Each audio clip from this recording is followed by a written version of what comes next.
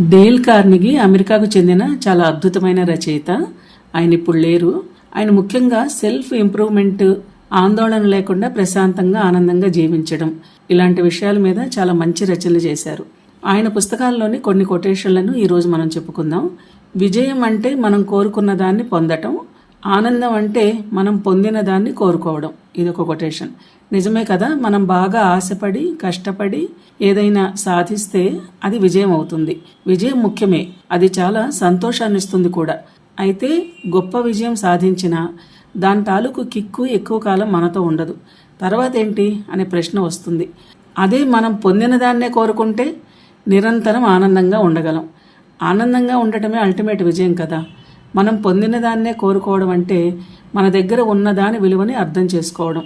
మన అమ్మా నాన్నలు, తోబుట్టువులు, మనకొచ్చిన జీవిత భాగస్వామి, పిల్లలు, ఉద్యోగం, సద్యోగం ఏవి మనతో ఉంటే అవి, ఎవరు మనతో ఉంటే వారు.